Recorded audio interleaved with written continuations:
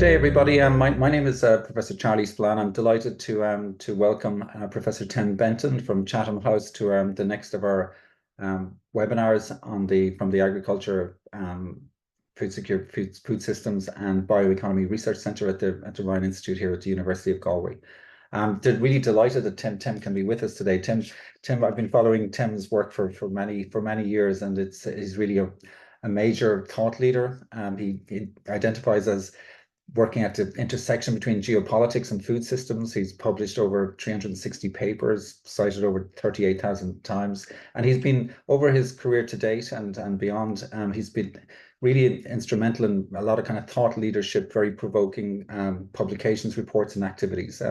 He's certainly a multidisciplinary expert and scientist. He's worked on soils, early work on soils, population biology, ecology, biodiversity, land use, food security, diets, food systems, risk resilience, climate change, sustainability, many topics over the many years. But Tim has been played a really interesting role, I think, of spanning the kind of science policy interface. He's been working in Chatham House. For any of you that don't know what Chatham House is in the UK, it's a long history, illustrious organization. The concept of Chatham House rules originates at Chatham House, and it's been indicated to be one of the top non-US based think tank in the world. So it plays a major role in terms of advising policy.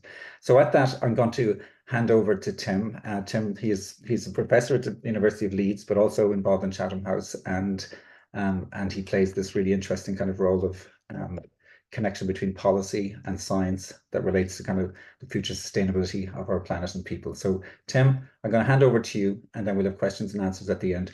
I should say that this will be recorded, the entire seminar, and it will be put on the YouTube channel of the Ryan Institute at the end. And we'll have Q&A at the end of, I'll come back in at the end of this and hand over to Tim. All right, and we'll do questions. Thank you very much. Great. Thank you, Charlie. And can you see my slide? Yes. Good. Let's get going then. Hello, everybody. So I'm going to talk today for half an hour or so around the future in the sense of how is the world situation evolving, and what does then that mean for us thinking about food systems in a generic way and food security in a specific way.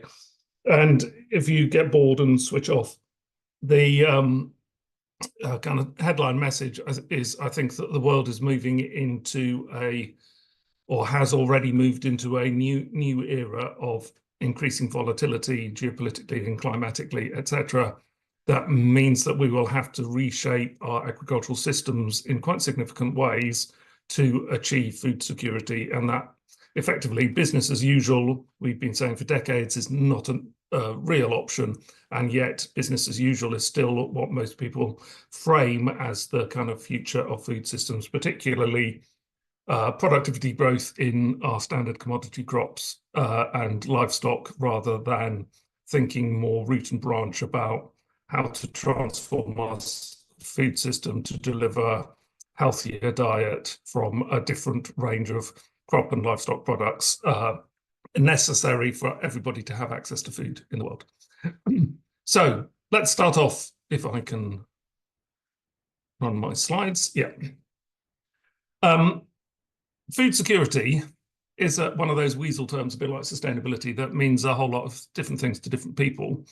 The official definition is on the left-hand side, but in most discourse, particularly in business and politics, and to a certain extent academia, there is two prominent discussions about, or discourses about, food security. One is broadly about feeding the world and making sure that everybody has calories to eat on a daily basis, and particularly focused around some of the development challenges. The second definition is a more kind of OECD type government definition, that food security occurs when supermarket shelves are full, irrespective of whether they're full of good products or bad products, or environmentally good products or bad products, health good or bad. But actually, the official definition of food security is what I call here sustainable food security. It is really about whether or not we can make the market work to supply food that is health providing, affordable, accessible, and internalizes the external costs so that it is sustainable in the long run, so next generation won't suffer greater food insecurity than today's generation because we degraded all of the soils. So it's important to kind of think this through in terms of any conversation where, I don't know, a UK farmer might be saying, oh, we need to feed the world, food security will suffer if we don't produce a whole lot of wheat. And that wheat is actually going into an animal feed supply chain. That's not really food security in the kind of technical sense. That is more food security in the market-led sense, you know, meeting some sort of a demand function. And the kind of thesis of this presentation is that we need to shift to much more sustainable food security and away from market-led food security. So why are we where we are today with our current food system? This is a figure from, it effectively shows the same data in two splits, but it's a figure from the FAO recently published based on work from Stephen Lord at Oxford about the external costs that come from the food system levied at a global level. And the blue and the green in either of the bars are external costs from food on health and external costs from food on the environment. The authors recognize the environmental costs are probably underrepresented, but just taking them as read for the moment, that blue bar shows $9.3 trillion on a global basis associated with poor diets, of which about 2/3 is in rich world countries, where poor diets are associated with a range of diseases that come primarily from eating too much of the wrong sorts of things. And about 1/3, so 3 trillion or so, is under nutrition in the kind of developing world sort of sense.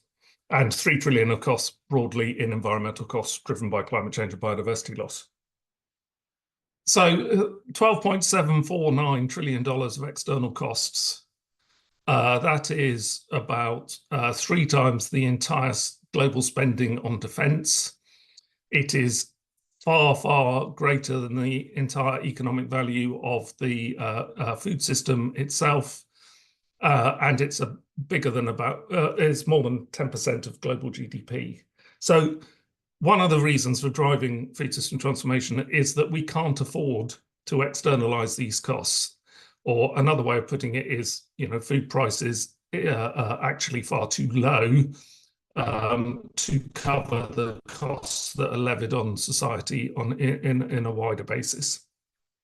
And one of the reasons that poor diets, the ill health costs from poor diets are so prevalent is that we grow the wrong amounts of different foods. So of these two pie charts, on the left-hand side is broadly what we should be eating in terms of, you know, the amount of food a day, 50% fruit and vegetables, et cetera, et cetera. And on the right-hand side is what actually global agriculture provides. And you can see that in terms of the fruit and vegetables, if everybody were to eat 5 a day, according to the WHO diet, we only produce about 1/3 of what would be needed. We produce far too much cereals, far too much oils and fats, far too much sugar, not far off the right amount of protein in terms of meat and alternatives, fish, lentils, soy, etc., etc. So broadly, if we are going to transform the food system, it's not about growing more of what we already grow and making it less environmental impactful. It's about changing the distribution of what we grow in the sense of more fruit and vegetables, less cereals and starches, and moving away effectively from large-scale commodity crop agriculture. And then the other reason we're in a bit of a pickle at the moment, or if you speak to a developmental or a standard economist, they would say another reason we're in this great situation that food is so cheap and freely available is because we clearly have a global trading system that where food is produced is not where food is consumed, and where agricultural products are produced is not necessarily where food is produced. And so you can see from this nice coloured map where the map is green, that's where food is grown and eaten. Where the map is red is where food is grown and processed, and where the map is bluey, that's where food is grown and fed to livestock to produce meat. And the corollary of this is that inevitably food security at a global level, including at a local level, because we are all part of globally embedded food systems, is heavily dependent on trade. And the UK government is very proud of the fact that broadly about 2/3 of what is eaten in the UK is, as they say it, locally produced. But that misses the entire picture, because most of what most people eat in Europe is highly processed or ultra processed foods.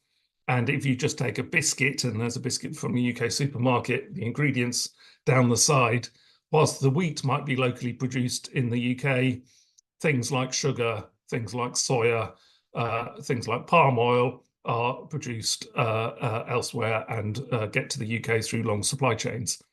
And why this is important is kind of illustrated here in this map, which is a map of the density of shipping around the world.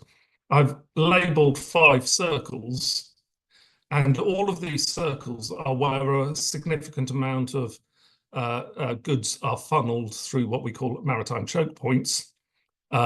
We have the Gulf of Mexico, which is hurricane riven, if you think back to Hurricane Katrina or Helene or Milton earlier this year. The Panama Canal, which last year was dried out and shipping was radically slowed down. We've got the Black Sea ports, war in Ukraine. We've got the Red Sea and Suez Canal, where there's a lot of disruption at the moment. And the big circle around the South China Seas, who knows what's going to happen to disruption there with respect to China, Taiwan, and other shenanigans going on in that neck of the woods. The point here is that if 1 or 2 of these maritime choke points get interdicted, then you end up with very significant consequences to global supplies of food, global food prices, and global food availability.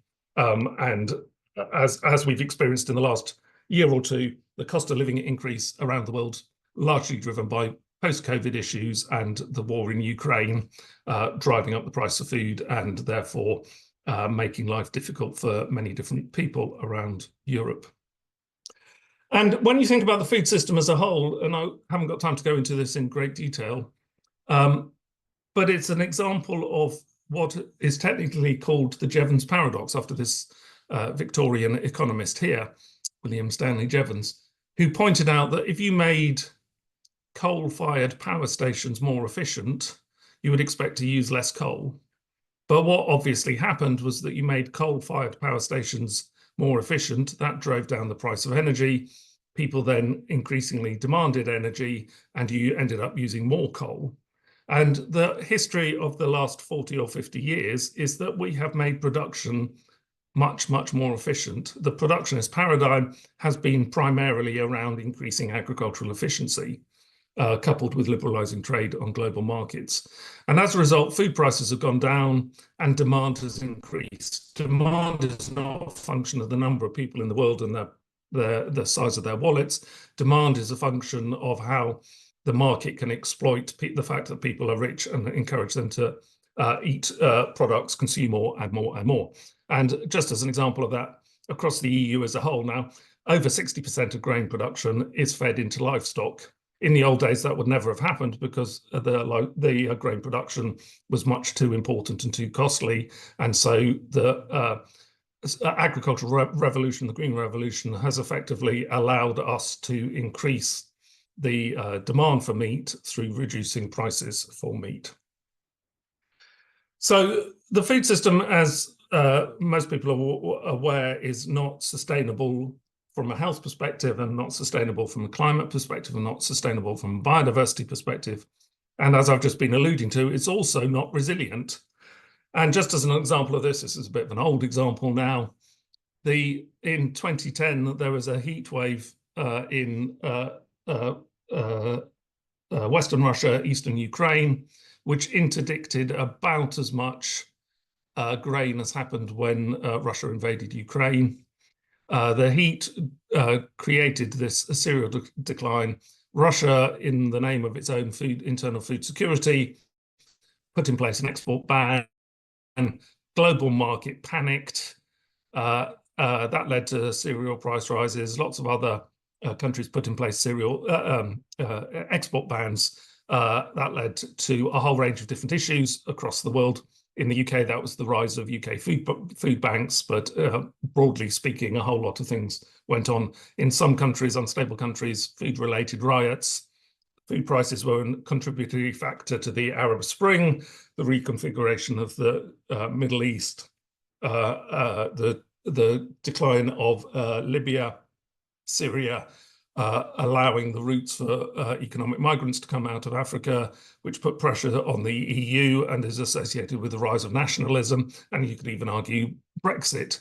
So the sorts of relationships between what goes on in the world in terms of events, what that means in terms of food price and availability, and the broad scale social interactions and how that changes the politics is, in this case, this is a 10-year example also, kind of writ large. And as we look forward, we're going to expect more and more of these things to happen. So if we are going to internalize the costs to the health services around the world, internalize the cost to the environment, and build a resilient food system, we kind of need, instead of just talking about food system transformation, which we've been doing for decades, we need to kind of think about, well, what would a sustainable food system look like that was also resilient and health providing? But part of the difficulty in this space is that we don't have a vision for how a vision for what to transform the food system into. We have effectively a spectrum of ideas that go, on the one hand, from assuming that demand will grow because there are more people on the planet, saying, therefore, that we have to grow more food, but wanting to protect rainforests. So then going down the route of sustainable intensification. If we are protecting rainforests, we can't expand agricultural land. We have to grow more per unit area. And therefore, the model for a transformed food system is about putting a fence around nature and intensifying the hell out of the agricultural land. At the other end of the spectrum, there is the kind of argument that actually we need to be more nature positive. A lot of this going on in Colombia at the moment at COP16. We need to be more nature positive. The answer to build resilience and nature positivity is broadly through agroecology. But we don't want to expand the land area because we need to spare the rainforests, etc. So agroecology in general will produce lower yields than sustainable intensification. So therefore, we have to change the demand side. And hey, we have to change the demand side anyway because we need to eat more healthily. We need to waste less food, etc. So this different visions are highly contested in multiple fora, political and geopolitical fora. And at the moment, there isn't any form of consensus about whether or not we can transform the food system and change diets, or whether the inevitability of economic growth is that we drive sustainable intensification. I don't have time to go into it, but we published a report a couple of years ago at Chatham House, referenced on the bottom of this, which points out that whichever end of this spectrum that you sit, there is no fact, no evidence underlying your vision for the future. There's a whole lot of assumptions which are often ideological about how the market should work or how the market does work and how politics should drive the market or not. And those effectively limit or constrain whether or not you're the sustainable intensification, we must meet demand end, or at the we can change demand and make space for nature end of this discussion. Now, so food systems, not sustainable, not resilient. We don't have a vision for how to transform it because we don't have a kind of end goal. And then the next part of this talk is, well, we've been talking about changing our food system for a long time. Why isn't that actually happening? Similar for the, to a lesser extent, to climate mitigation where the evidence is there, but governments are not moving fast enough and industry's not moving fast enough. And we did an analysis a year or two ago for UNEP, which is still slowly grinding through their publication system. But effectively, we identified that our food system today, it might be irresilient in the way that shocks create price spikes and availability changes, but it's incredibly resilient in terms of its structure. And we put this down to 3 separate lock-ins. The first lock-in in the blue box is effectively a political ideology that consumption is a good thing because it drives economic growth. That means that if we make food cheaper, then that is good for economic growth. You can consume more food, spend more money on food, and you can save money from spending on food and buy new cars or Netflix or subscriptions, or put it into housing, or make the economy go round. If you buy into that, then you're also kind of buying into the neoliberal ideology that markets are what provides the solution, and therefore it is up to governments to just let markets do their thing. If you buy into that as well, you say, well, it's not up to governments to say what you should be eating. It's up to governments just to let the markets do their thing, and it's up to consumers to change their eating habits if they're not being healthy. And also a corollary of this is that if the markets are doing their thing, food poverty doesn't really happen, and we don't need social safety nets in the way that we might have done 20 or 30 years ago. So this is the first lock-in, which I call the cheaper food paradigm.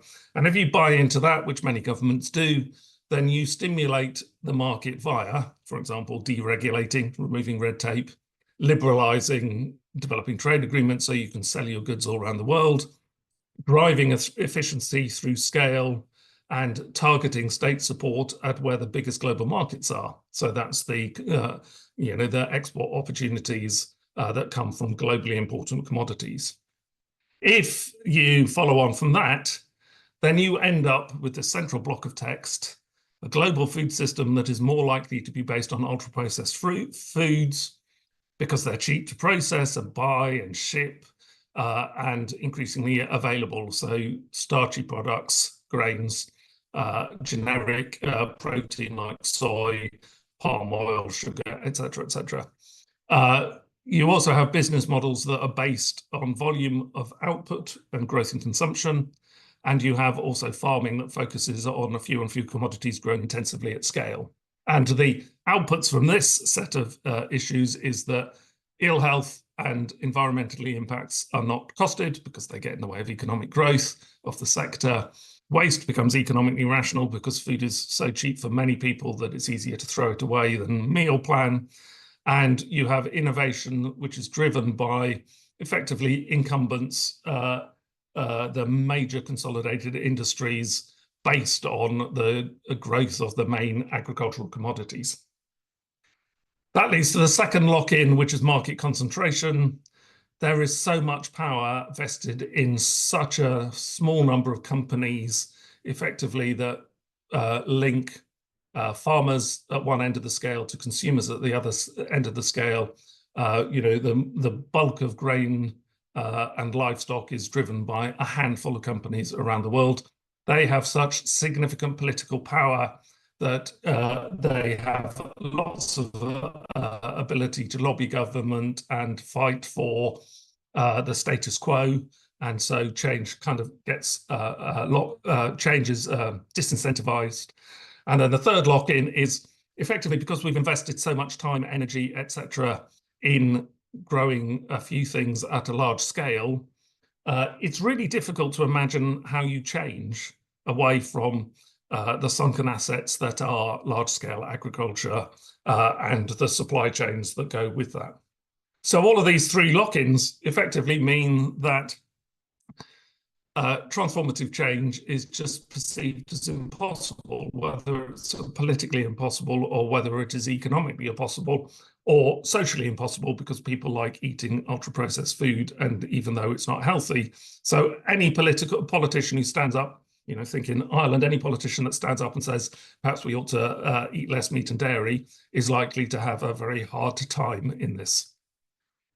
So then that gets on to the next point I want to make, which is we're moving into a world, or we have moved into a world, which is likely to be more volatile.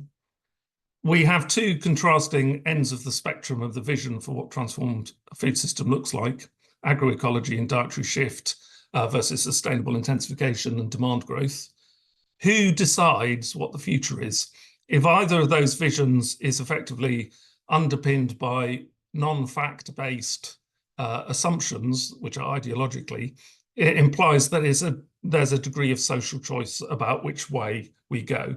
So how is that choice articulated? I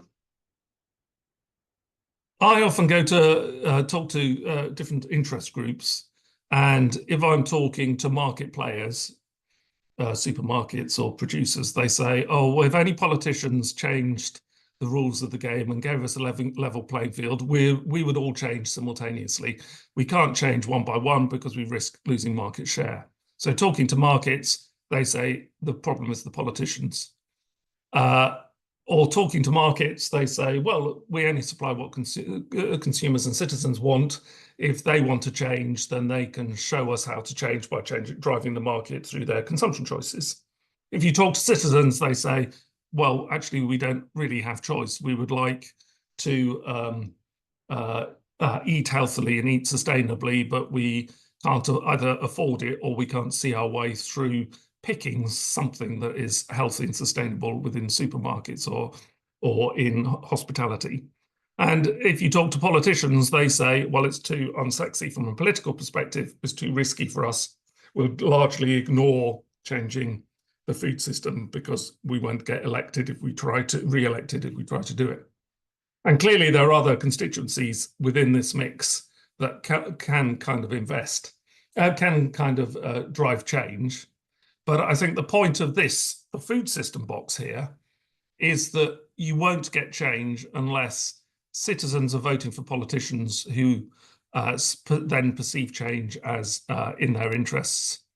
And if you get that situation, then politicians can change the structure of the markets, regulation, taxes, subsidies, etc., which will mean that the market will change. And if citizens are willing to vote in politicians for change and the markets change, then everybody becomes happy. But that will only happen if all of these constituencies start broadly singing off the same hymn sheet. Then the other parts of this diagram are external, in a sense, to the food system, and they are broadly events, because the dynamics in the blue box, the food system dynamics, the politics of food, are at any one point in time quite fixed, quite backward-looking, based on our attitudes, which develop as we grow up and in our communities, etc. They are, in a sense, fixed on a day-to-day basis, but highly dynamic on a decade-to-decade or generational basis. And the point I want to make is that events such as wars or market disruptions can change the dynamics within this blue box in terms of citizen attitude, political attitudes, and market attitudes. And the final bit is that broadly, as the food system becomes less and less sustainable from a health perspective or an environmental perspective, the food system is contributing to external costs, which are in turn contributing to the rise of events that might disrupt the food system. So in the long run, it might feel that change is not possible.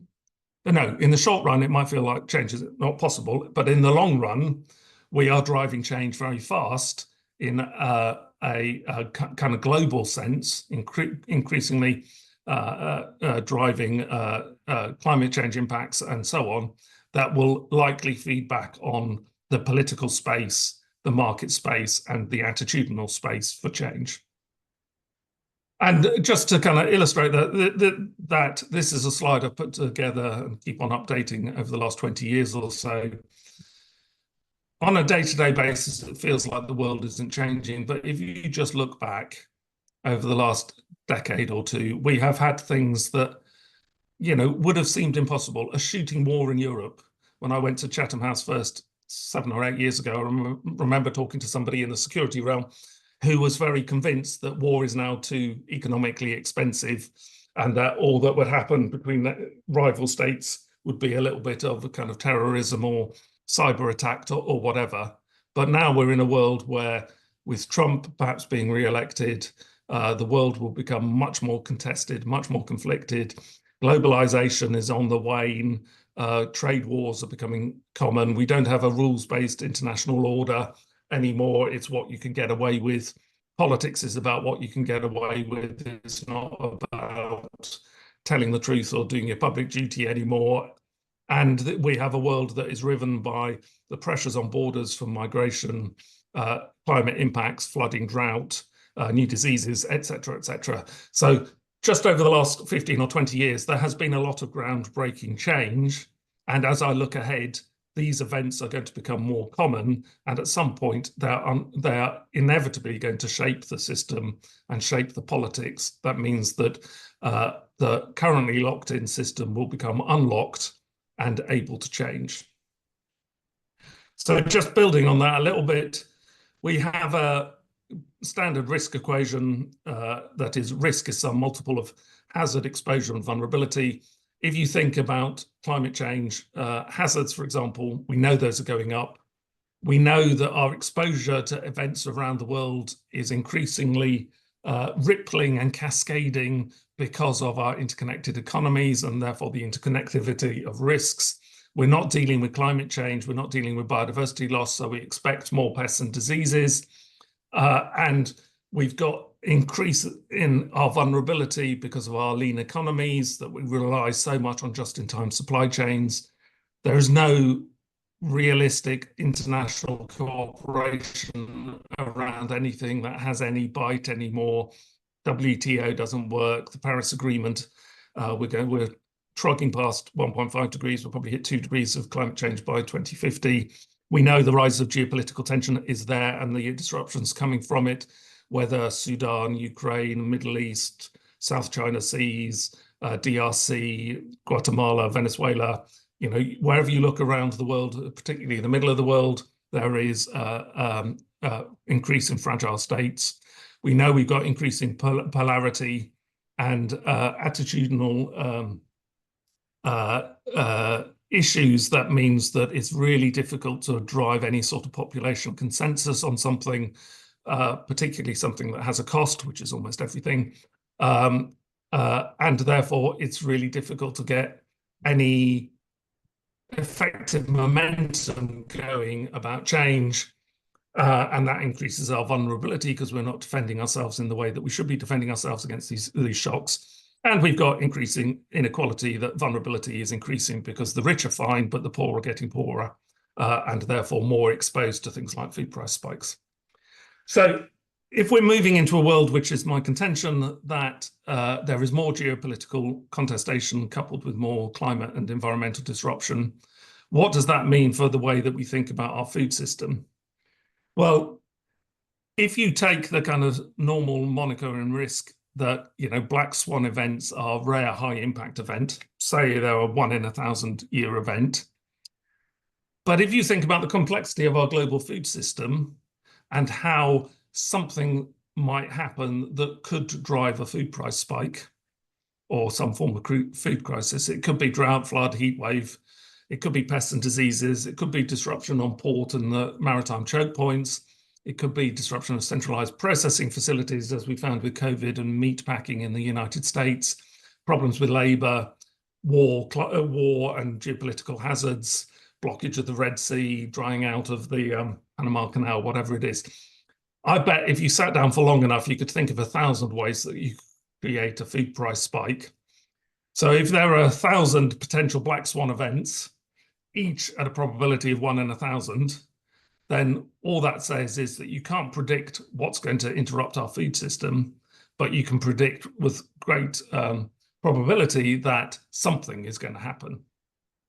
And that means that, as I describe it, looking ahead, the world is increasingly tuna as the fish, turbulent, rapidly changing, uncertain, unpredictable, novel in the sense of new things will be thrown at us all the time, and the killer, ambiguous, A for ambiguous, in the sense that everything that we might do has winners and losers, has costs and benefits, and navigating those trade-offs, which our current politics is really struggles with, clearly because in a polarized society, the losers are likely to have a significant proportion of the vote or be able to affect a significant proportion of the vote. The ambiguity means that making ourselves future-proof becomes much, much more difficult. So the world is tuna. And when it comes to a food system perspective, I'm working with quite a few governments around the world thinking about, well, what is food security in the sense of national security in a world that is tuna? How do we manage that? Well, we have to increase resilience. And the ways of increasing resilience are, and some of these are read across directly from energy security issues post-Ukraine, we can ally shore. We can, rather than trade on the open market, we can trade with allies who might not hold us to ransom if there is increased contestation, or we can diversify our supply chains. We can increase our self-sufficiency through onshoring, growing more at home for local production, so we're not at risk of trade interruptions. We can increase redundancy locally. In the UK, we have about 3 to 5 days of fresh fruit and vegetable at any one time in country, and then we rely on just-in-time supply chains. That's not good for long-term food security. We can avoid single points of failure. We can develop increased flexibility, agility, blah, blah, blah, and we can do more foresighting. The trouble with all of these things is that twofold. We've removed from the food system, in the name of efficiency and driving down prices, all of these aspects of resilience. And the second thing is that the more we work to maintain our food security by onshoring and trading with allies, the more we make the global market dysfunctional, because it becomes less effective at moving food from areas of surplus to areas of need. And make it, next time there is a trade interruption, we make it more likely that governments will put in place export bans and so on because they can't cope with the food price rises. So once we start in a world of conflict, worrying about food security as part of national security and start dealing with that, that in a sense is a vicious circle to making the world more unstable. And this is where we sit at the moment. And just to end up, because I know I'm short of time, in 2016, pre-Brexit, pre-Trump, I was involved in the World Economic Forum's Future Food Systems scenario work. And there we picked two things that we knew were going to be important, but couldn't predict how they would end up, that will shape future agricultural and food systems. And these were whether or not people will change from unsustainable and unhealthy diets to sustainable and healthy diets. That's still a kind of live debate. And the other axis of uncertainty, as it's called, was whether or not we would go back to a world where there's free trade in global markets, or whether we'd go to a world that had to become much more local or regional. And in 2016, at Christmas 2016, I effectively put this slide together with words that would kind of drive us in different directions. And for this axis, the free trade axis, what's driving us into the bottom corner that I wrote down in 2016, rise of protectionism, nationalism, breakup of rules-based cooperation, war terrorism, migration, lack of resilience due to events, etc., etc. That has been what we have been living with for the last 8 or 9 years, and is what seems to be the flavor of the future looking ahead. Imagine Trump gets re-elected, the world will become much more contested and much more unstable, and there will be much more trade disruption just from the Trump effect. And why that matters, and then I'll come to the end. If you imagine a world of free trade like we might have imagined it in the 1990s or early part of the century, so we're in the top right-hand corner here. Imagine a world of free trade where people broadly want to eat more sustainably and more healthy. We could have a world of commodity crops, large-scale agriculture. We would use biotechnology and biofortification to engineer more nutrition. The food we would have to eat would still be based on the commodity crops, so it'd still be ultra-processed. Long supply chains, lots of robotics, and kind of our business as usual thinking. But if we're moving into this bottom corner, if we're not relying on trade in the same way, and national security and food security become more closely aligned, what does a nation state have to do? It has to produce more at home to feed the local population. You would have to have an agricultural policy that was largely based around public health. You would have to have more varied diets to provide the nutrients. Therefore, you'd need more varied farming systems on smaller scale, growing a greater diversity of stuff. You wouldn't be able to waste food in the same way. So agricultural efficiency becomes less important than food system efficiency.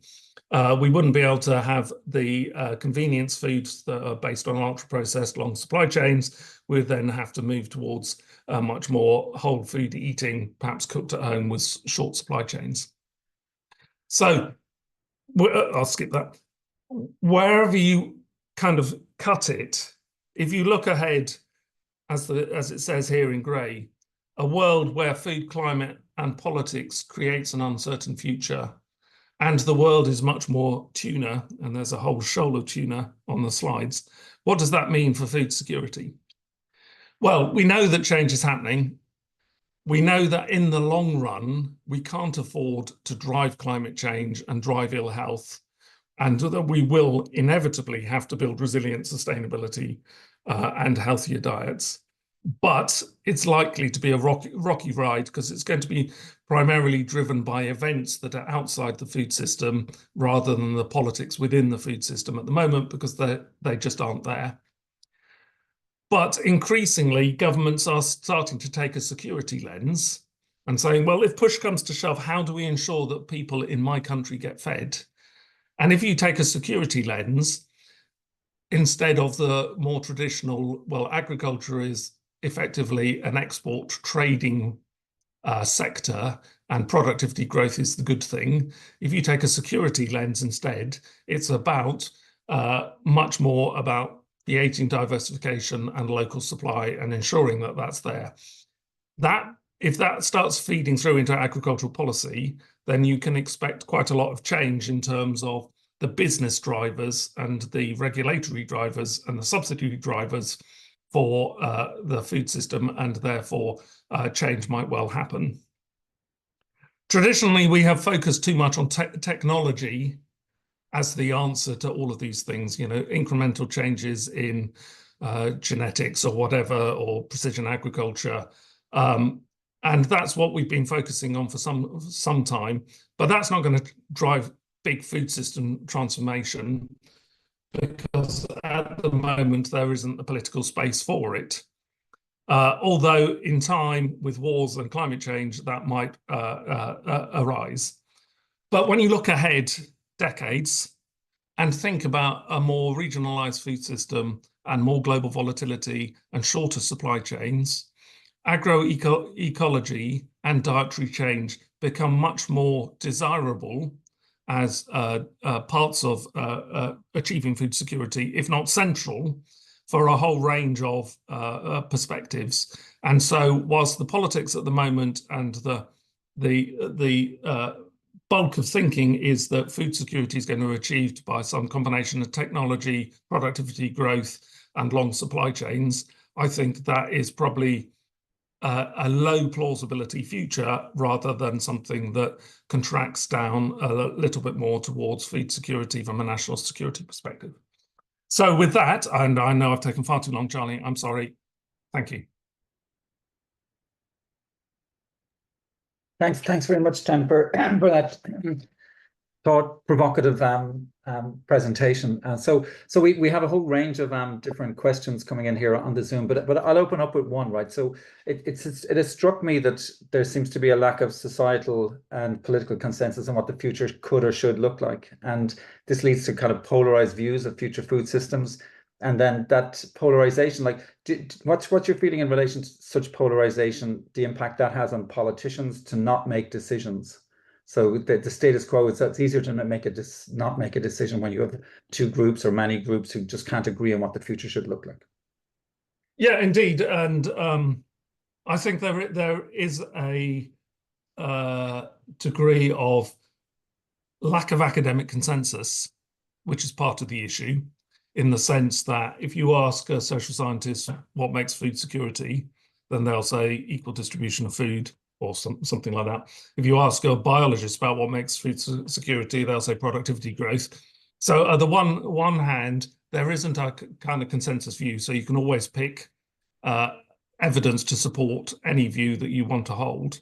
And then there is very often in politically contentious areas, there is a desire not to do anything if you can find an excuse. And so diverse opinions really give the grist to the mill of leaving the status quo. And then the third thing, which you didn't mention, is that the power of incumbency is enormous.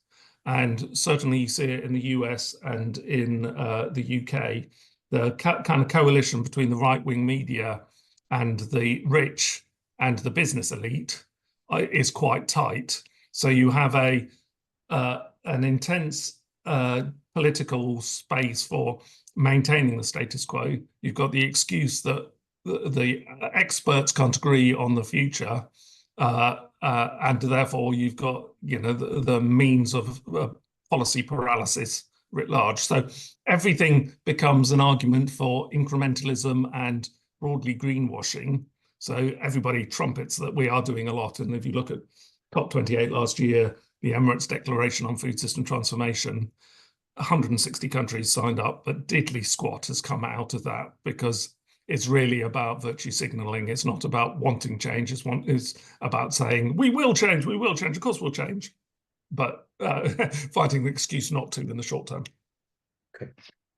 I'm going to go through some of the questions here, and apologies if I miss anybody's questions, because there's probably more questions than we can fit in the time space. So we'll go pretty quickly. So Dawit, who's one of our colleagues here from Ethiopia, and he's working on food systems and city regions. So he asks, do you think it's realistic to achieve food and nutrition security and equitable food system transformation, given the rising costs and affordability challenges of healthy diets worldwide?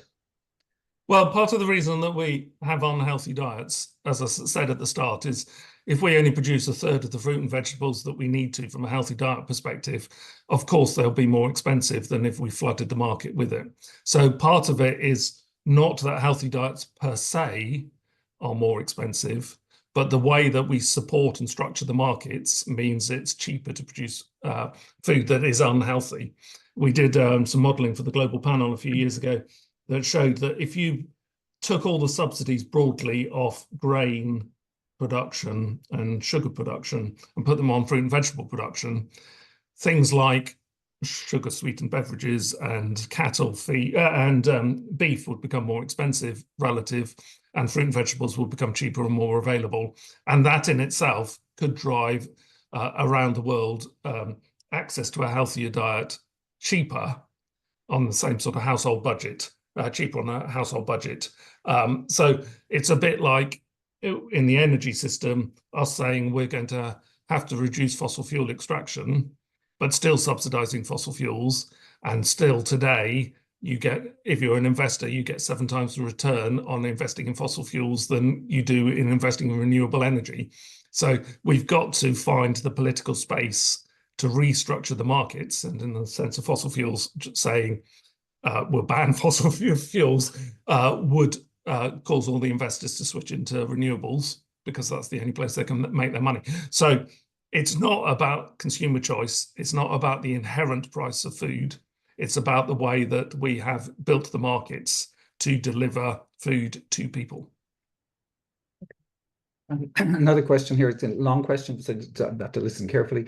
So this is from Puya, and Puya's from Iran. And so it's often observed that countries with higher levels of production tend to have less sustainable practices due to resource consumption and environmental impacts. How does this dynamic affect smaller developing countries, especially in terms of global sustainability targets?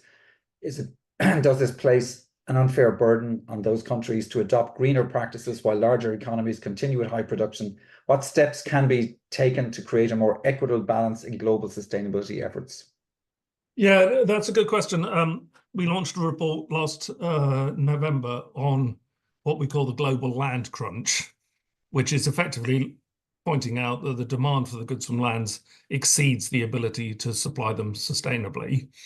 And we pose this sort of question because, of course, if Brazil wants to farm in a certain way, it's got the natural resources to really flood the market with very, very cheap protein and cheap sugar and so on. That means that no one else can grow stuff, which then leads to the corollary, which we have in the UK post-Brexit, that if we put in place standards on UK farmers and don't have a protectionist trade policy, then all that means that the UK farmers' prices will go up as they increase environmental standards or increase health standards, and then consumers will be able to buy the same old stuff that's imported from another country. So there is an issue here, which is you're very right to point out, that it comes down to multilateralism in the end.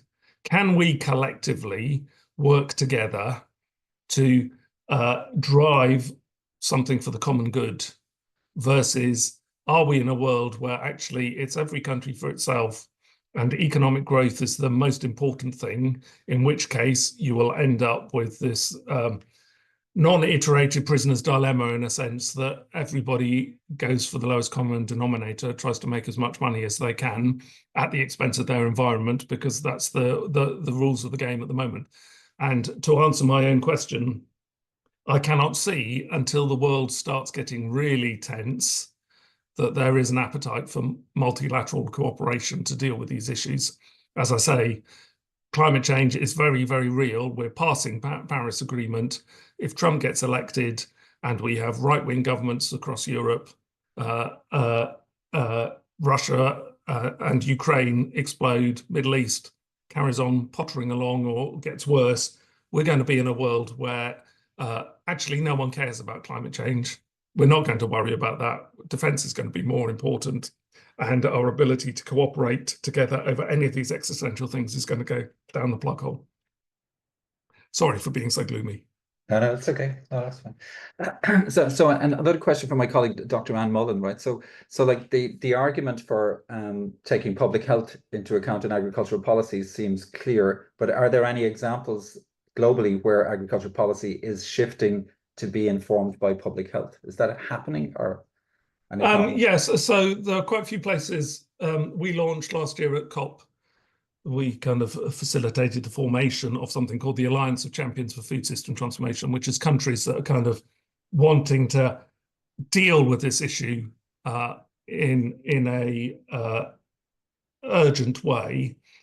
And we have a number of sub-Saharan African countries, of which one, Sierra Leone, is a bit of a poster boy, in the sense of that they have a president who says, we need to transform our food system. It needs to be sustainable. It needs to increase the nutritional health and food security of our population.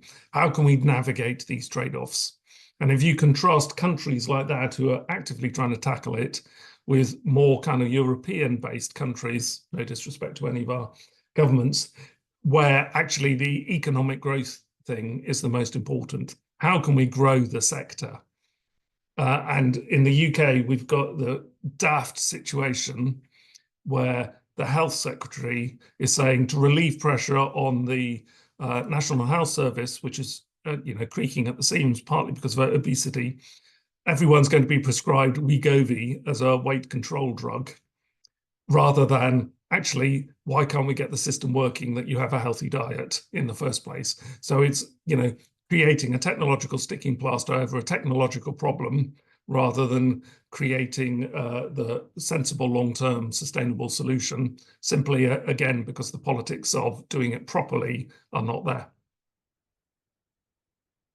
So we also have a question here from another colleague, Dr. Una Murray, at the university. So it's the question really of this, I suppose, polarization of the agroecological side of direction of the future, sustainable intensification. And I guess the question relates to, can't we have both? Like, are there merits in having both, or rather, is it an either or? And then in that sense, the multilateral organizations like FAO, IFAD, World Bank, IMF, African Development Bank, CGIAR, WRI, etc., do they have any positions in terms of, like, have they chosen in any sense, or is everybody just navigating this without penning their They're not basically deciding essentially.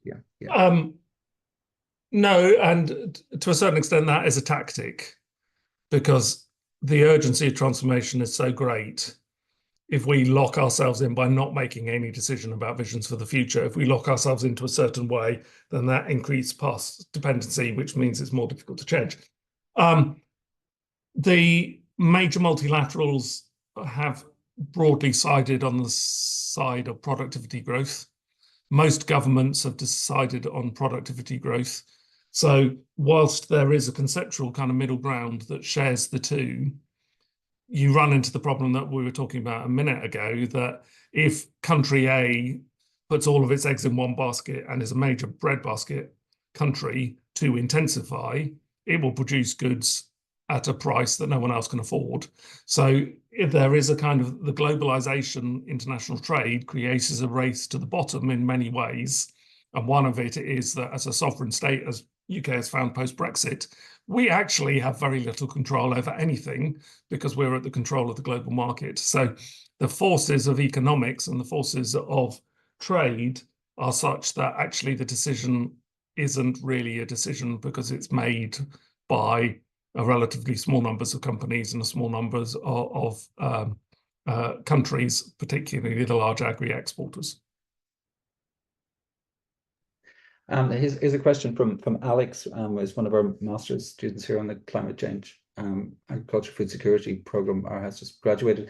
Will technology such as smart agriculture, use of AI, lead to greater inequalities in food production and more control of food production by the major multinational companies? Yes. Okay. Yeah, I mean, but this is the part of the issue that at the center of our cheaper food paradigm, we kind of drive productivity growth through efficiency, which benefits incumbents, and it benefits particularly the kind of whole Gates agenda in a way, in terms of neo-colonial agricultural technology transfer. So you have, going back to the Washington Consensus in the late 80s, which is, we'll lend you money if you open up your markets to us. The rich world is always going to win in that because we've got more developed markets, we've got bigger scale, we've got bigger investment, etc. So there is yes, it sounds like a good idea, let's increase our productivity through smart technology, but it is a biased playing field that is more likely to benefit us than others. Got it. Okay. And then we have a question from Christabel's from Indonesia on our climate change masters. And so Christabel points to the role of the media in consistently promoting, the perspectives on the climate crisis. And the media may sometimes be used to report overly positive news to downplay the severity of the climate crisis, to not to be seen as fear-mongering. And that narrative could be influenced by parties contributing to environmental damage. Absolutely. Absolutely. And I mean, it is interesting on a broad perspective and a narrow perspective that if we have a world dominated by misinformation, Elon Musk and social media or the right-wing media in the UK, the Daily Mail and the Telegraph and the Times have been driving a misinformation campaign about net zero and electric vehicles, etc., etc. If you have misinformation and if you have polarization, how do you ever get a democratic consensus about the need to change or whether or not climate change is a risk? And if you look at the US electoral campaign, it is just frightening about how much there is no acceptance by the Republicans on the right that climate is anything to worry about. I mean, Trump keeps on going on about sea level rise being 3 millimeters in 100 years or something. Absolute rubbish. The risks of climate change. Hurricanes are not caused by the Biden administration, which was the meme following the last two hurricanes. Hurricanes are increasingly intensified and frequency going up because of climate change. But if you can't agree democratically, how do you kind of make progress on these issues? So there is a real issue here about what is truth. Okay.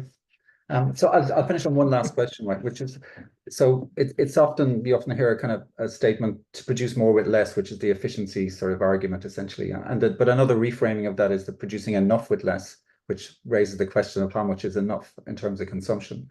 But yet societal perceptions of success, like the successful person in any society is their quality of life is linked to consumerism. those who are successful. Typically, most people perceive that the person who is successful is somebody who has more money potentially to consume more. So inherent in that is like, what are the possibilities of shifting that? And so, you know, you'll get arguments around kind of degrowth and decoupling, all of, you know, decoupling from it, that economic growth is not the only direction of travel. So I'd be interested to hear your kind of thoughts on, you know, who decides how much is enough, and how is that discussion kind of engendered in society, including in our education system? Like, what's quality of life? Yeah, well, that's a very good question. I think Lord Deben, who's chair of our climate change committee in the UK, former Conservative agricultural minister, said it at one of our meetings a couple of years ago. He said, we need growth to, you know, drive forward society, but growth in what? And I would plump for growth in well-being, not growth in wealth and consumption. And so how do you make yourself happy? You don't necessarily make yourself happier by just getting richer. There's a lot of evidence around the world. It's about community, it's about friendship, it's about being able to make the choices that you want to make. It's not about having 17 Ferraris and 300 big yachts or whatever. So how do we, and then the final thought is that we measure our economic success, every country does, by GDP. And if GDP is positive, then we say economy is growing, that's a good thing. But GDP, if it grows year on year, that means your economy is growing exponentially, you know, because it's 2% a year, 2%, that's a cumulative exponential thing. GDP is driven by consumption growth, and that's still very much material consumption growth. So how do you get exponential consumption growth for every country in the world on a finite planet? Malthus at some stage must be right that there are limits to that, but the standard economic mindset is that that's a technological problem that we can solve by becoming more efficient. But by becoming more efficient doesn't mean that we are suddenly sustainable. It's just we're slightly less unsustainable year on year on year, and eventually something will break. And I think we are reaching, or have reached, the carrying capacity of what we can extract from the world without regenerating things, and the long run future of climate and biodiversity loss and how they will interact with geopolitics is one which will be a rocky road. And it's difficult to imagine the political space opening up until something breaks or people are incentivized enough to say enough is enough to the politicians, and that's not with us at the moment. Tim, thanks for answering all these questions. I think on the positive note of like focusing on well-being, I think we should end there. Okay, it's important to end on positivity for everybody. And so I'd like to thank you again, like on behalf of the university and the Ryan Institute, for taking the time to give presentation today and hear your kind of thoughts. And they've been very kind of provocative and thought-provoking for all of us, I think, and the audience as well. So thanks to the audience, and thanks, Tim, and thanks very much. All right, take care, everybody. Bye.